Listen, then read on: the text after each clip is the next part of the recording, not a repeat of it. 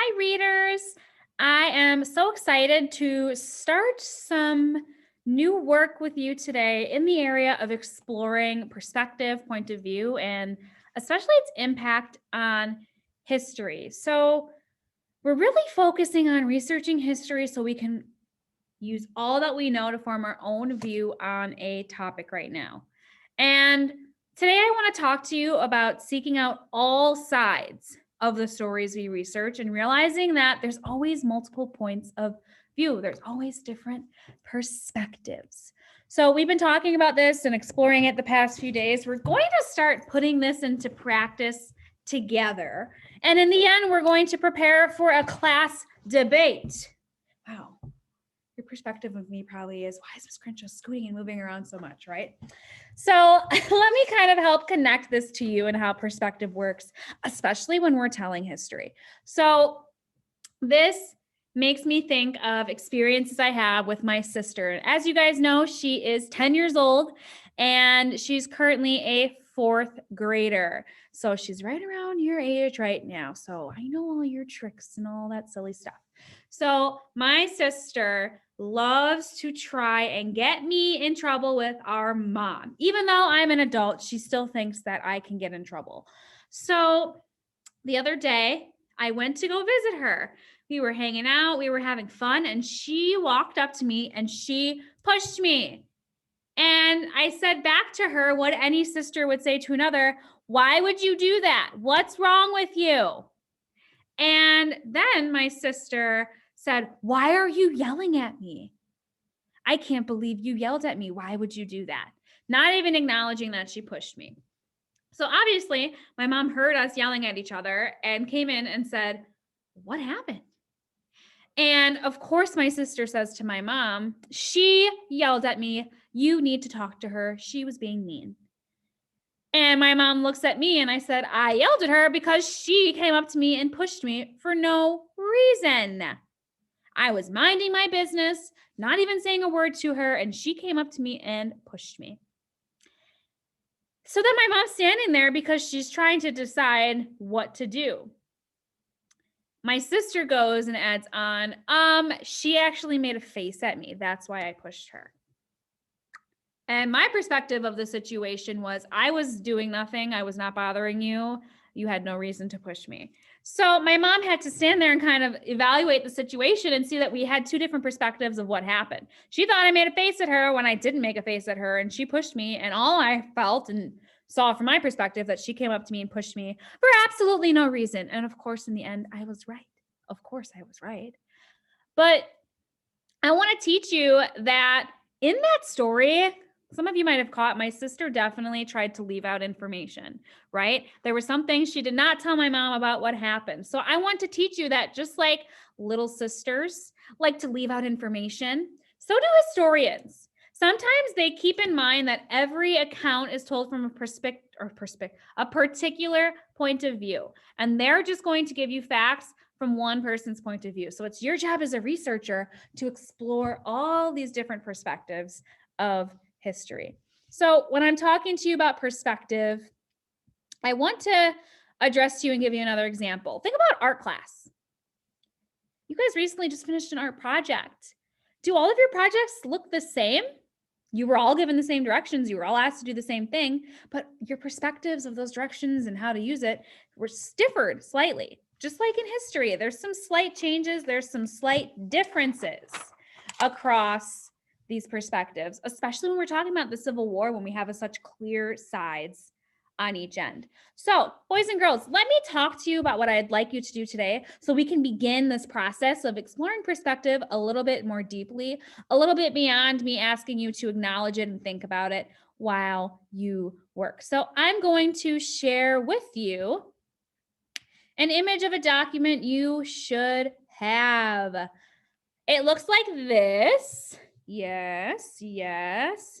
The very top of it says text-based primary source investigation tool. Wow, how classy and fancy. My copy is the version that most of you have. It has the pink cover. Some of you have a green cover on yours. The green and the red mean absolutely nothing. All it means is that the copy machine some extra green in it. So we're going to be talking about the Confederate side versus the Union side. We know that our Civil War is broken up into these two sections, but I want to have us read some of these primary sources inside of this packet and notice some of the differences in their perspectives. Notice how one side sees and explains things versus the other.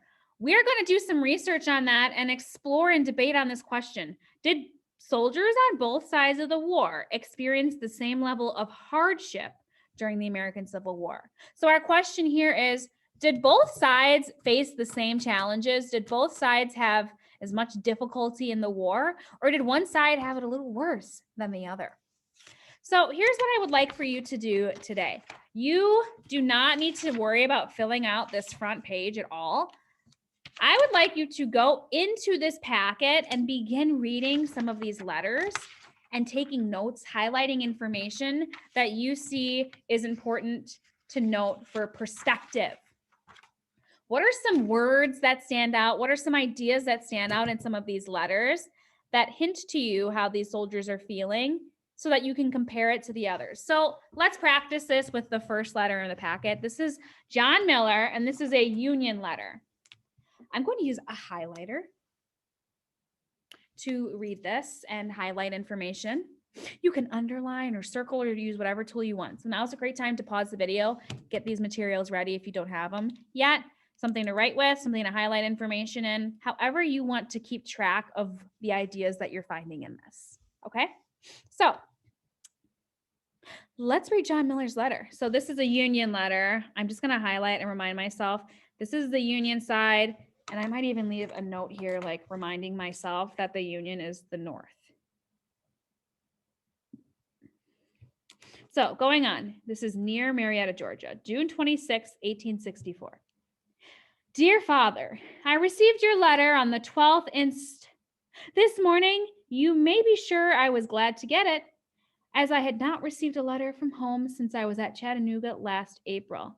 So not received a letter last April. So I think that's important to note, just like this soldier is facing a hardship here. He has not heard from his father since last April. That's over a year. So I'm going to draw a little arrow and leave a little side note here. Over a year with no family, no letters from family. So some of the Union soldiers didn't hear from their family for over a year. That is an idea I'm going to note as a hardship. You have no idea how much good it does a soldier to get a letter from home and how eagerly he looks for the mail. We have a poor chance to write. Besides, writing material is very scarce and hard to obtain.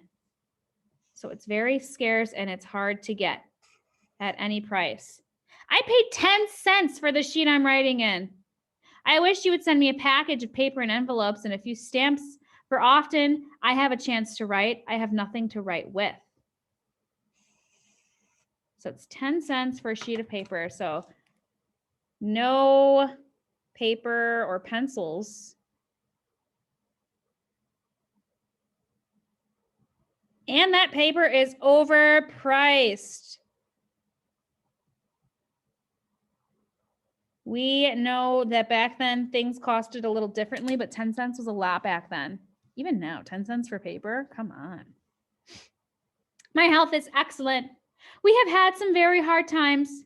Now it is awful hot, hard marching.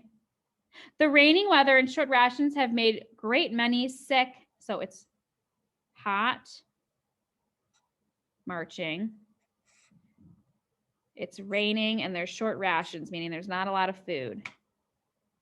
I have frequently had nothing for 36 hours but a cup of coffee and a few green apples.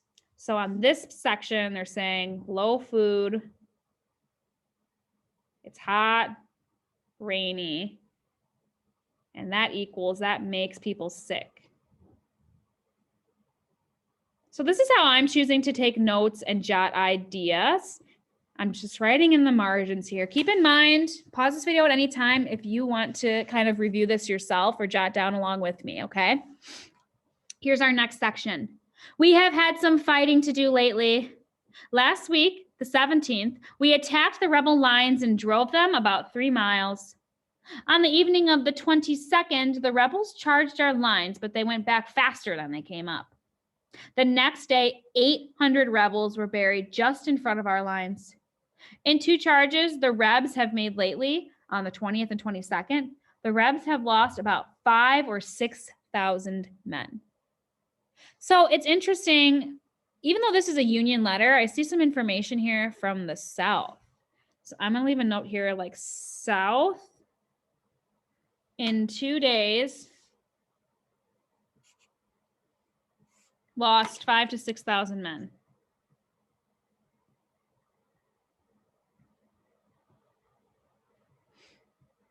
Even though that's not a hardship of the Union, I'm thinking that's probably a hardship of the Confederates that they're just losing people so quickly. The boys are well. Captain Cogwell is hated by the whole company. He's a scoundrel. Joe Donahue is the favorite not only of the company, but of the regime. Well, I must close. Give my love to all. Right often, John Miller. So are you noticing I'm jotting some things from their perspective that show their hardships? Your task now is to continue reading through these letters. Not only do you have this letter from John Miller, but you have a Confederate letter here and another Union and Confederate letter.